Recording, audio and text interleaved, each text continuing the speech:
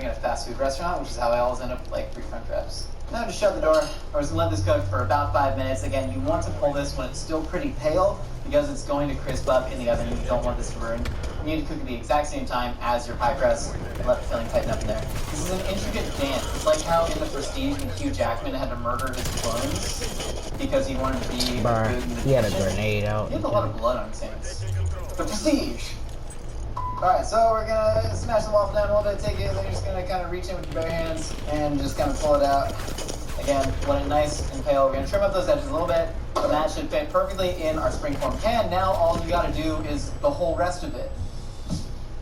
So we're gonna start off by making our maple gravy. What I'm doing is I'm gonna take a little bit of butter and we're just gonna put it in a pan. You're gonna skate it around there like you're making Paul Bunyan's flapjacks just with your fingers. Then we're gonna let that butter melt and then we're gonna create our roux. Like I said, we're just doing a very simple, almost like a, call it that French sauce. Is that okay? She's not listening, she's texting. Who are you texting?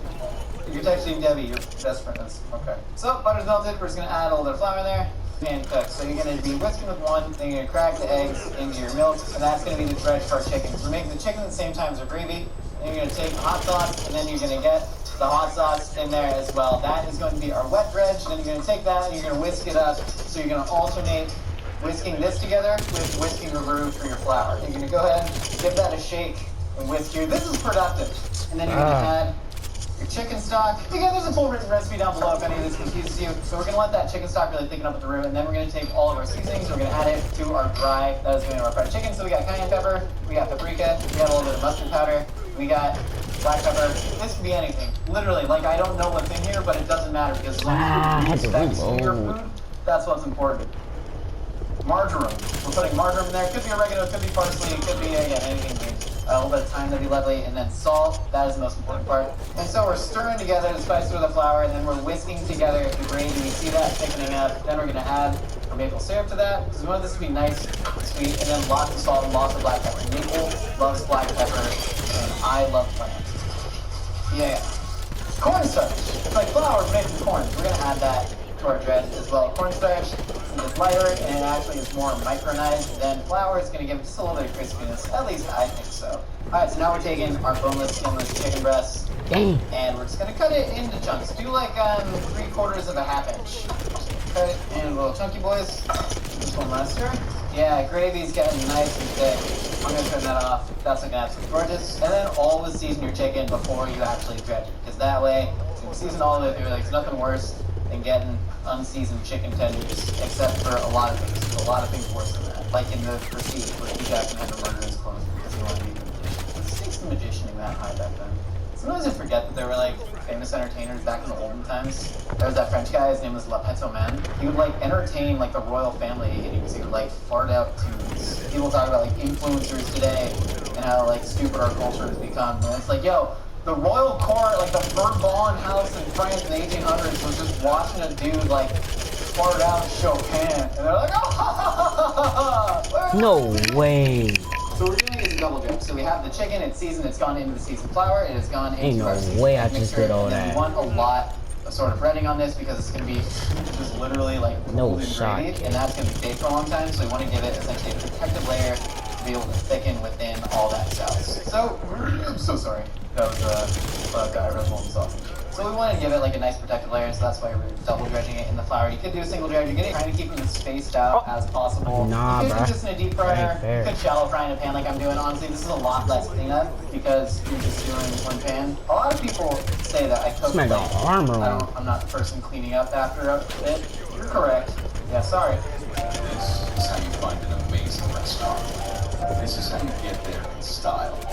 And this Hey, everybody else. So you just want to fry the chicken for about 4 minutes. You're just looking for it to be golden brown again. Since we're cooking this again in the oven, doesn't matter if you overcook the chicken now, because we're kind of deliberately overcooking the chicken because we are putting it in the pot pie. So at that point, we're actually almost kind of braising our fried chicken in maple gravy underneath a waffle, but above a pie crust. We're going to take the chicken, we're just going to pull that.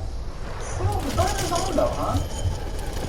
What's going on here? Bro, Chicken's done. We fried the chicken. bro, I got 60 kills last, 62 kills last round, bro. Good news. So we're all gonna do Oh, is cold go one. Popeye, you and me together. Just like it's Oh, always. bro, I thought you was gonna So say. you're talking about Mythic Kitchen. What's her name? My name's Josh. What? I love you. I thought you was gonna say playing. They said the reason why. Alright, so we got a Warzone? large amount of fried chicken here, and as is the custom when you make fried Warzone? chicken, you must test it out by dipping it No, in the yeah, gravy, it and then you must wasn't, bite into it, and you must do that. Oh. You guys get any keep sucking noise? Oh, Go. Rebirth. Most pies are baked in what's called You talking a about pie when we dish. could- we would But spawn instead of back? that, we're doing a springform pan because I want extra Yeah, height Rebirth. on this. So I'm taking this pre-made pie dough. Yeah, You'll make homemade pie dough. It'll be absolutely fantastic. You can check out a pumpkin pie video for that recipe.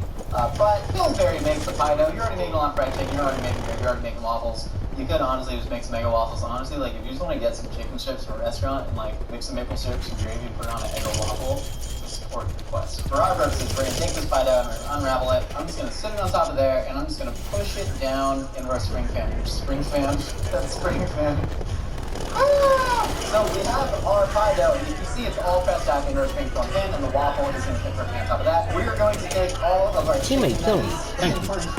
This is the way to do it. And we're getting Nestle's in the pie, and then we're going to let the gravy cascade over it. And then all the breading on the chicken is going to kind of soak up the gravy and tighten it even more. The same way when you like bake a chicken pot pie, it gets nice and tight like a Toiger. And so that way we can hopefully cut into it and get like somewhat of a formed slice. Kind of pat them down a little bit. This is just fried batter. That's fine.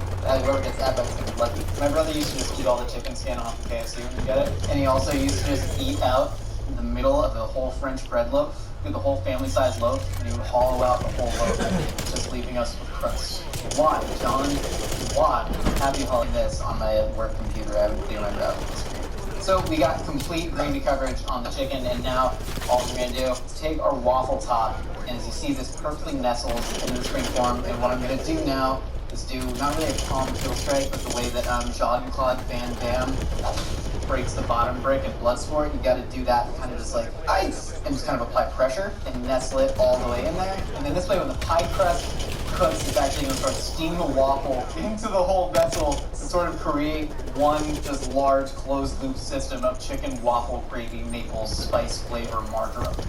Wow. Right, so we have the waffle on top of our pot pie, but I got one more secret ingredient. So what we're going to do is we're going to go ahead and take a little bit of Reynolds wrap, not a sponsor, and we're going to just wrap the pie in foil. That way it's going to protect the top from the direct heat, so we're not going to get any burn on that waffle.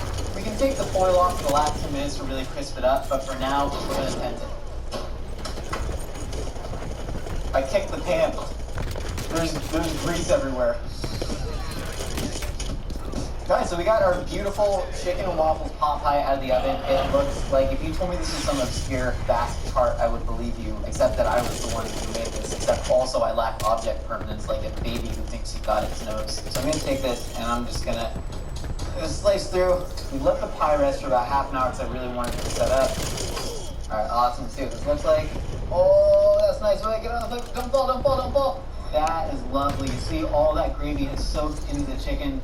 We still got a lot of moisture in there, so I'm just gonna go ahead and cut into it. We got a nice big nugget, we got some pie crust, we got some waffle. Oh, wow. Oh! Whoa! Hard dog. Oh.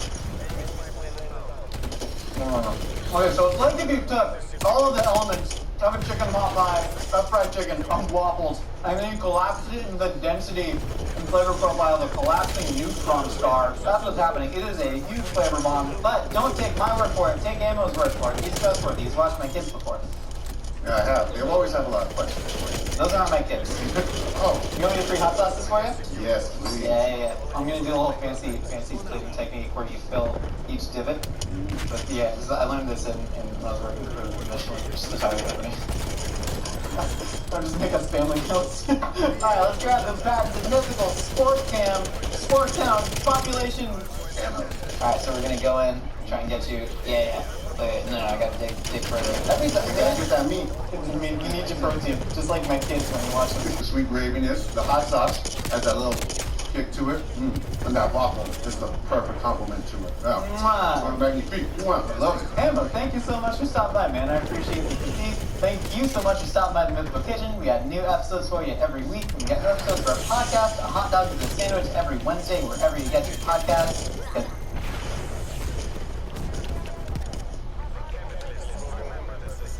63. Jesus. We started scrutinizing fresh freshness to a whole new level, where only the freshest will do.